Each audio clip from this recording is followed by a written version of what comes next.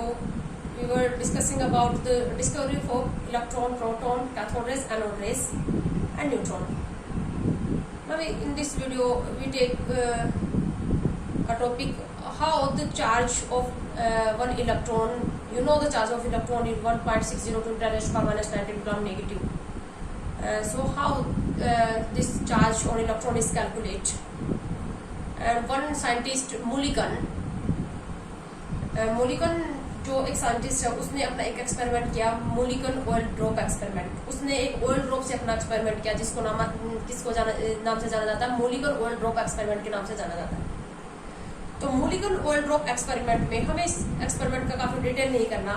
इसमें क्या किया उसने, बहुत सारे वहां पर ऑयल ड्रॉप थी, तो हर ऑयल ड्रॉप के ऊपर इसने चार्ज को कैलकुलेट किया और इसने क्या पाया कि हर ड्रॉप के ऊपर जो चार्ज आ रहा है वो हमेशा जो E है, E के मल्टीपल की फॉर्म में आ रहा है, एक इंटीजर फॉर्म में आ रहा है और E का मल्टीपल है। तो क्या मतलब इसका रिजल्ट था मुलिकन का, मुलिकन ऑयल ड्रॉप एक्सपेरिमेंट। हमें सिर्फ इसका एक रिजल्ट याद रखना है मुलिकन ऑयल ड्रॉप एक्सपेरिमेंट का। Charge on each drop always comes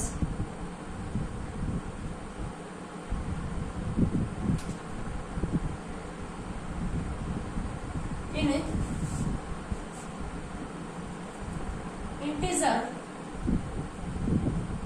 multiple of E। इसका क्या मतलब है, जो चार्ज आया हर ड्रॉप के ऊपर, जो चार्ज आया वो E के इंटीजर मल्टीपल की फॉर्म में आया। जैसे अन E आया, अन क्या है, कोई भी इंटीजर है, जैसे कि 1, 2, 3, 4 कोई भी वो नंबर इंटीजर है और E की वैल्यू कितनी होती है 1.602 into 10⁻⁻⁹ कूलम नेगेटिव। हर ड्रॉप के ऊपर जो चार्ज आया वो -1e आया। अब जैसे कि अगर n की वैल्यू हम यहाँ पर 1 पुट कर दें तो ये आ जाएगा -1e। -1e का मतलब कितना आ जाएगा, ये -1.602 into 10⁻⁻⁹ कूलम। n की वैल्यू 2 आ जाएगी तो ये क्या हो जाएगा 2 into 2e हो जाएगा, ये -2e यानी कि -2 into 1.602 into 10⁻⁻⁹ कूलम आ जाएगा। इसी तरह से -3e, -18e and so on. तो हर ड्रॉप के ऊपर जो चार्ज आया वो कितना आया, E के अन इंटीजर की मल्टीपल की फॉर्म में आया। ठीक है, यानी कि इसने क्या फाइंड आउट किया, जो सबसे स्मॉलेस्ट नेगेटिव चार्ज है, जो सबसे स्मॉलेस्ट नेगेटिव चार्ज है कैथोड रेज के अंदर। कैथोड रेज किससे मिलकर बनी है, इलेक्ट्रॉन से। तो इसका मतलब वो नेगेटिवली चार्ज पार्टिकल से मिलकर बनी है। कैसे पता चला, कैथोड से एनोड की तरफ जा रही है तो नेगेटिवली चार्ज पार्टिकल से मिलकर बनी है। और उस नेगेटिवली चार्ज पार्टिकल के ऊपर जो सबसे छोटा नेगेटिव चार्ज है वो कितना है, E -E ही सबसे छोटा नेगेटिव चार्ज यानी कि सबसे स्मॉलेस्ट नेगेटिव चार्ज है -1.602 into 10⁻⁻⁹ coulomb. This is the smallest negative charge present on the particle which consist in cathode rays। Cathode rays के अंदर जो नेगेटिवली चार्ज पार्टिकल है उसका सबसे छोटा चार्ज ये है, और उस सबसे छोटे पार्टिकल को जिसके ऊपर ये चार्ज है उसको इसने क्या बोल दिया, इलेक्ट्रॉन। इलेक्ट्रॉन क्योंकि सबसे छोटा पार्टिकल था कैथोड रेज का और उसके ऊपर जो चार्ज होगा वो भी सबसे छोटा होगा, तो एक इलेक्ट्रॉन के ऊपर सबसे छोटा नेगेटिव चार्ज यही हो सकता है। तो इसका मतलब एक इलेक्ट्रॉन के ऊपर ये चार्ज है। क्या कह रही हूं मैं, इसने हर ड्रॉप के ऊपर चार्ज देखा, किसी के ऊपर मतलब चार्ज जो आ रहा था हर ड्रॉप के ऊपर वो -ne की फॉर्म में आ रहा था। कोई भी इंटीजर है, जैसे -2e आ गया, -5e आ गया, -20e आ गया, -50e आ गया, इस तरह से आया। तो इसने क्या देखा, जो सबसे छोटा नेगेटिव चार्ज है, सबसे जो मतलब क्या आ रहा था, सबसे जो स्मॉलेस्ट नेगेटिव चार्ज आ रहा था वो तो माइनस ही आ रहा था ना। अब कैथोड रेज के अंदर जो सबसे छोटा पार्टिकल है, इलेक्ट्रॉन ही सबसे छोटा पार्टिकल है, तो उसके ऊपर जो चार्ज होगा वो सबसे छोटा जो चार्ज होगा वो एक इलेक्ट्रॉन का चार्ज होगा। तो एक इलेक्ट्रॉन के ऊपर जो सबसे छोटा चार्ज है, मतलब इलेक्ट्रॉन का जो चार्ज है, इलेक्ट्रॉन सबसे छोटा पार्टिकल और सबसे छोटा चार्ज कितना है, -e। तो इलेक्ट्रॉन के ऊपर जो चार्ज होगा वो कितना होगा, -e, यानी कि -1.602 × 10⁻⁹ कूलम। तो क्या कहा, इलेक्ट्रॉन क्या है। अब इलेक्ट्रॉन को अगर हमें डिफाइन करना है, electron are the smallest negatively charge particle whose charge is -1.602 × 10⁻⁹ coulomb and mass भी इन्होंने अपने अलग अलग एक्सपेरिमेंट से निकाला था। मास कितना था, 9.1 × 10⁻31 kg। The smallest negatively charged particle whose charge is this and mass is this smallest particle which consists cathode rays is called electron। Cathode rays के अंदर पाए जाने वाला वो स्मॉलेस्ट पार्टिकल जिसके ऊपर ये चार्ज और ये मास, उसी को हम क्या बोलते हैं, इलेक्ट्रॉन बोलते हैं। इस तरह से इलेक्ट्रॉन की डिस्कवरी हुई। प्रोटॉन क्या है, when we fill the hydrogen gas during discharge tube experiment, then anode rays consist smallest positively charged particle। अब जो पॉजिटिव चार्ज आएगा वो एनोड रेस में, एक हाइड्रोजन के ऊपर सबसे छोटा पॉजिटिव चार्ज कितना आएगा, हाइड्रोजन के पास एक ही इलेक्ट्रॉन है, अगर ये एक इलेक्ट्रॉन का लॉस कर देगा, एक इलेक्ट्रॉन का लॉस कर देगा तो क्या होगा, तो एक प्रोटॉन रह जाएगा और एक प्रोटॉन के ऊपर चार्ज कितना आएगा, +1.602 × 10⁻⁹ कूलम ही आएगा ना। एक प्रोटॉन के ऊपर चार्ज कितना आएगा, जितना कि एक इलेक्ट्रॉन के ऊपर है। यहाँ पर ये माइनस ही आएगा तो इसको क्या बोलेंगे, प्लस की। ठीक है, तो हाइड्रोजन गैस भरने से जो एनोड रेज निकलेंगी, जिनके ऊपर पॉजिटिव चार्ज कितना होगा, +1.602 × 10⁻⁹ कूलम। मास कितना आएगा, एक हाइड्रोजन का मास कितना होता है, 1 AMU, और इसी को क्या कह सकते हो, 1.66 × 10⁻24 ग्राम। तो when you fill the hydrogen gas, then anode rays which consist this positive charge and this mass is known as proton। तो ये थी डिस्कवरी ऑफ इलेक्ट्रॉन और प्रोटॉन की। अब न्यूट्रॉन को कैसे डिस्कवर किया, डिस्कवरी ऑफ न्यूट्रॉन हुई है, वो अल्फा पार्टिकल की बम्बार्डमेंट करवाई गई एटम्स के ऊपर। अब ये जो अल्फा पार्टिकल है ये क्या है, अल्फा पार्टिकल को समझने के लिए हम यहाँ पर एक बार रेडियो एक्टिविटी को एक्सप्रेस करेंगे। थोड़ा रेडियो एक्टिविटी हमें पढ़ना पड़ेगा। रेडियो एक्टिव सब्सटेंस, बेटा ये जो रेडियो एक्टिविटी है, रेडियो एक्टिव सब्सटेंस और रेडियो एक्टिविटी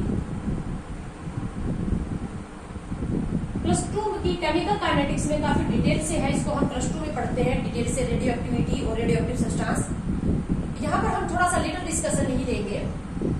नेचर के अंदर जो हैवियर एलिमेंट है, जिन एलिमेंट का एटॉमिक नंबर अबव 83 होता है, जैसे कि यूरेनियम का एटॉमिक नंबर है 92, मास है 235। जो जिन एलिमेंट का एटॉमिक नंबर 83 से अबव होता है, एटॉमिक नंबर Z 83 से अबव होता है, वो एटम, उन एलिमेंट के एटम अनस्टेबल होते हैं। अब अनस्टेबल होने का कारण वगैरह जो वो हम यहाँ पर नहीं पढ़ रहे, अनस्टेबल होंगे। तो जिन एटम के न्यूक्लियस अनस्टेबल होंगे वो क्या होंगे, अपने आप डिसइंटीग्रेट होते रहेंगे, अपने आप वो डिसइंटीग्रेट होते रहेंगे, स्पॉन्टेनियसली डिसइंटीग्रेट होते रहेंगे और स्पॉन्टेनियसली डिसइंटीग्रेट होके एक स्टेबल न्यूक्लियस में कन्वर्ट होने की टेंडेंसी रखेंगे। क्यों डिसइंटीग्रेट हो रहे हैं, अपने आप क्यों डिसइंटीग्रेट हो रहे हैं, ताकि वो एक स्टेबल एटम में कन्वर्ट हो जाए। Spontaneous disintegration of unstable nucleus to convert into stable nucleus, this process is known as radioactivity. And those substance which those atoms whose nucleus is unstable and which undergoes spontaneous disintegration, those substance are radioactive substance। so radioactive substance क्या होते हैं, unstable atoms कह लो या चाहे nucleus कह लो, unstable atom और nucleus which undergo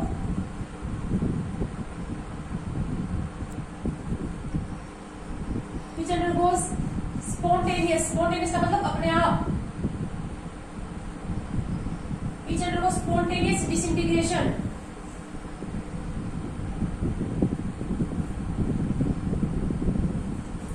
and convert into stable atom.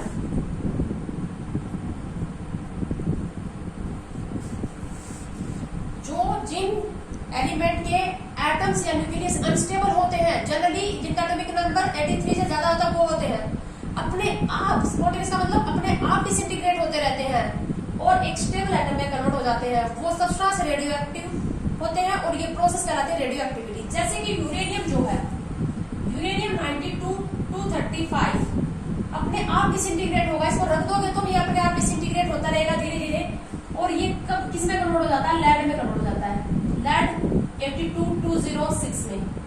एक तो क्या होगा, जो रेडियो एक्टिव सब्सटेंस जब डिसइंटीग्रेशन करेगा तो एक तो वो स्टेबल एटम में कन्वर्ट हो जाएगा, साथ में निकलेंगे alpha plus beta plus gamma. Alpha beta gamma ये पार्टिकल या रेस, ये दो होते हैं पार्टिकल, अल्फा और बीटा होते हैं पार्टिकल और ये होती है रेस। काफी हाई हीटिंग इफेक्ट होता है इनका, रेस होती है।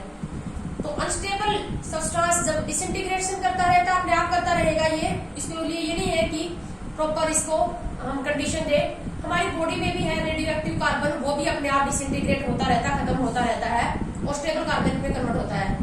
कार्बन का जो 612 है वो तो क्या है, स्टेबल है, लेकिन कार्बन का 614 जो आइसोटोप है वो रेडियो एक्टिव है। तो हमारी बॉडी में ये बनता रहता है लेकिन धीरे धीरे डिसइंटीग्रेट होता रहता है। इसकी लंबी कहानी है, हम प्लस 2 में काफी डिटेल से इसको पढ़ते हैं, ठीक है। तो एक तो स्टेबल एटम में कन्वर्ट हो जाएगा, प्लस साथ में निकलेंगी अल्फा बीटा पार्टिकल और गामा रेस भी रिलीज करता रहता है ये।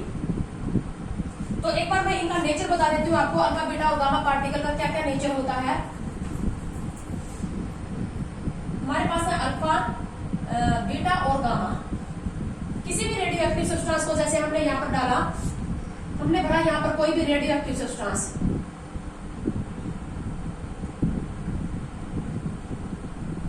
जैसे हमने यहाँ पर यूरेनियम 235 भी रख दिया, रेडियो एक्टिव सब्सटेंस कोई भी, इसके इधर हमने लगा दी पॉजिटिव और नेगेटिव प्लेट लगा रखी है यहाँ पर। तो जो अल्फा पार्टिकल है वो मूव करेंगे नेगेटिव प्लेट की तरफ, अल्फा पार्टिकल, और बीटा पार्टिकल मूव करेंगे पॉजिटिव प्लेट की तरफ, और गामा रेज जो होंगी वो सीधी निकल जाएंगी। तो इससे इनके चार्ज का पता चला। अल्फा पार्टिकल नेगेटिव प्लेट की तरफ मूव करती हैं, इसका मतलब अल्फा पार्टिकल के ऊपर कौन सा चार्ज होता है, पॉजिटिव चार्ज होता है। बीटा पार्टिकल पॉजिटिव प्लेट की तरफ मूव कर गई तो इनके ऊपर नेगेटिव चार्ज होता है, ये सीधी निकल गई। गामा रेस तो इनका चार्ज क्या होता है, इन गामा रेस का चार्ज 0 होता है। जो अल्फा पार्टिकल होती हैं वो क्या होते हैं, हीलियम एटम के इक्वली होते हैं। जैसे हीलियम होता है 2He4, तो आपको याद रखना है कि अल्फा पार्टिकल के ऊपर कितना पॉजिटिव, और इसी को हम He++ भी बोल देते हैं। अगर हीलियम के अंदर से हम क्या होता है, हीलियम आयन, अगर हीलियम के एक एटम में से अगर 2 इलेक्ट्रॉन निकाल दो तो क्या बन जाएगा, He2 पॉजिटिव। इस He2 पॉजिटिव के ऊपर चार्ज कितना है, 2 पॉजिटिव चार्ज, और मास कितना होगा, मास 4 तो अल्फा पार्टिकल के ऊपर भी 2 पॉजिटिव चार्ज होता है और मास कितना होता है 4 यानी कि alpha particle just like that of helium ion He++। ठीक है, ये हीलियम एटम है और ये हीलियम आयन है। हीलियम एटम तो न्यूट्रल है ना, लेकिन हीलियम आयन के अंदर क्या है, 2 इलेक्ट्रॉन निकल गए तो 2 पॉजिटिव चार्ज, तो ये पॉजिटिवली चार्ज होती है। अल्फा पार्टिकल हीलियम आयन की इक्वल होती है। अल्फा जो हीलियम आयन है उसका मास तो 4 mu होगा ना, जो एटम का है, एटम का भी 4 mu है, आयन का भी 4 mu ही है। तो अल्फा पार्टिकल का मास होता है 4 mu, या 4 इंटू ग्राम में लिखे तो 1.66 इंटू 10⁻⁻27 ग्राम मास होता है और चार्ज 2 पॉजिटिव होता है। ठीक है, इसी तरह से हम अल्फा पार्टिकल को ऐसे भी लिख देते हैं 2 पॉजिटिव 4, या He++ भी लिख देते हैं। 2 पॉजिटिव चार्ज और 4 एटॉमिक मास, 4 mu इसका मास होता है। जो बीटा पार्टिकल होते हैं वो जस्ट लाइक ऑफ इलेक्ट्रॉन होते हैं, इलेक्ट्रॉन की तरह क्या होता है, इनका चार्ज होता है -1 और मास होता है 0। इलेक्ट्रॉन ही है ये, चार्ज इलेक्ट्रॉन की तरह -1 और मास कितना होगा 0। और gamma ray just like of neutron होते हैं, ये न्यूट्रॉन की तरह, इनका चार्ज होता है 0 और मास कितना होता है 1 mu। ठीक है, तो ये है अल्फा बीटा और गामा पार्टिकल। एक रेडियो एक्टिव सब्सटेंस अपने आप डिसइंटीग्रेट होता रहेगा, एक तो स्टेबल एटम में कन्वर्ट हो जाएगा, साथ में निकलेंगे अल्फा बीटा और गामा। तो अब हम लेते हैं डिस्कवरी ऑफ न्यूट्रॉन। न्यूट्रॉन की डिस्कवरी कैसे हुई,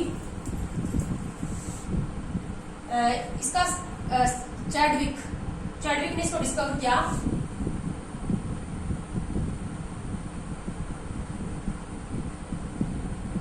न्यूट्रॉन चार्ज 0 और मास कितना होता है 1। इसने क्या किया, बेरिलियम के ऊपर अल्फा पार्टिकल्स की बम्बार्डमेंट करवाई। बेरिलियम का एटॉमिक नंबर कितना होता है 4 और मास कितना होता है 9, और इसके ऊपर इसने अल्फा पार्टिकल की बम्बार्डमेंट करवाई 2 4। अभी बता था चार्ज कितना 2 और मास कितना 4।